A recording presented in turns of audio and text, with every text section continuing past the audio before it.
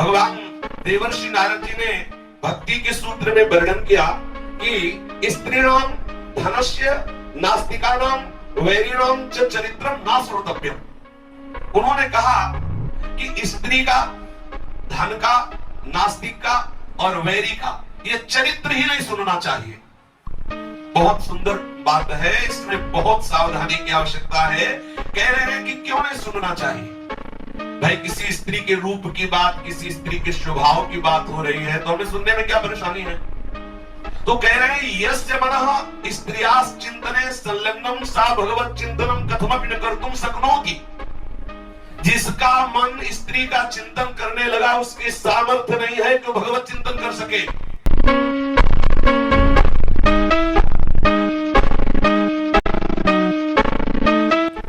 बहुत सावधान आचार्यों की वाणी है।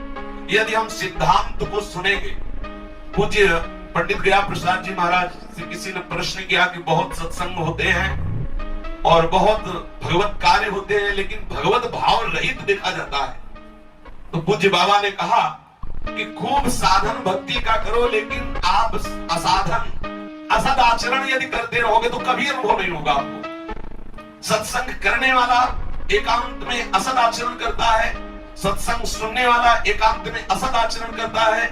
बाहरी साधन भक्ति का और आंतरिक एकांत में उसके असद आचरण बिल्कुल अनुभव नहीं होगा। सावधान रहे, व्यवहार में भले त्रुटि हो जाए लेकिन एकांत बहुत पवित्र होना चाहिए। साधक का एकांत पवित्र होना, और हम व्यवहार बहुत शुद्धि से करते हैं। व्यवहार में हर वो लक्षण दिखाएंगे जिससे सबको लगे कि हम त्यागी महात्मा है, लेकिन एकांत में हम विषय सेवन करते हैं, इसी से हमें भगवद आनंद का अनुभव नहीं होता। तो हम एकांत पवित्र कैसे करें? तो कह रहे हैं कि यस्य बड़ा स्त्रियास् चिंतने संलग्नम, जिसका मन स्त्री के चिंतन में संलग्न है, सा भगवत चिंतनम कथमपि न कर्तुम शक्नोति। वो किसी भी तरह से ऐसी सामर्थ्य नहीं प्राप्त कर सकता कि भगवत चिंतन कर सके, क्योंकि बहुत बड़ी महिमा है स्त्री शरीर की। जब भगवान ब्रह्मा जी ने मरीचादि महापुरुषों को, बड़े बड़े ऋषियों को प्रकट किया सृष्टि बढ़ाने के लिए, तो जो प्रकट हो वही कहे हम तो समाधि में बैठेंगे। जनक सनंदन सनातन सनत कुमार बोले पिताश्री आपकी आज्ञा पालन हमसे नहीं हो सकती, हम तो भजन ही करेंगे। भगवान का चिंतन करके प्रार्थना की कि सृष्टि तो बढ़ी नहीं रही। बोले हम एक बात बताते, वो कर लो, सृष्टि बड़े स्त्री की रचना कर लो, बस हो जाएगा।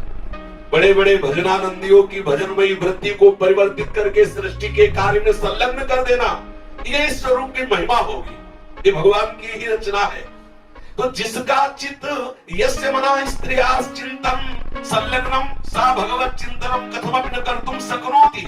बहुत सावधान, जब हम स्त्री चर्चा करते हैं, स्त्री रूप के विषय में वार्ता करते हैं, स्त्री सुख के विषय में वार्ता करते हैं, वही स्त्री साधक पुरुष के संबंध में बिल्कुल ऐसा ही विचार करें तो हमारा चित्त चिंतन करने लगता है। अभी चर्चा हुई कि चित्त एक शुभ्र वस्त्र है, श्वेत वस्त्र है, जैसा हम चिंतन करते हैं वैसा रंग उसमें चढ़ जाता है। यदि हम आंखों से स्त्री के स्वरूप को एकाग्रता से देखेंगे, श्रवणेंद्रिय से स्त्री सुख संबंधी वार्ता सुनेंगे, भोग विलास संबंधी बातें मनन करने लगेंगे, तो निश्चित हम भ्रष्ट हो जाएंगे, भगवत चिंतन बनेगा ही नहीं।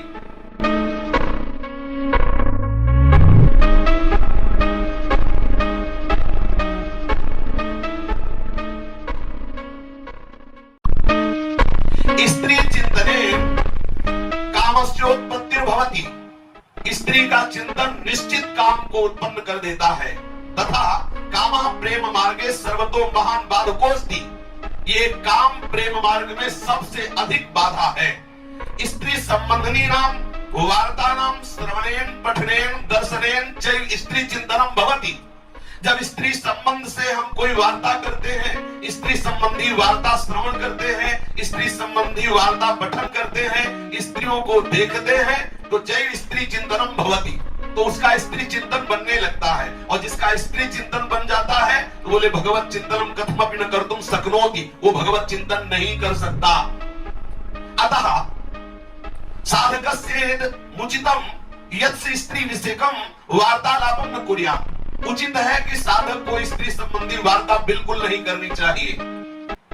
स्त्री संबंधी वार्ताम गानम वा न सुनियात। स्त्री संबंधी कहीं वार्ता हो रही हो नहीं सुनना चाहिए, स्त्रियों के द्वारा गान हो रहा हो नहीं सुनना चाहिए।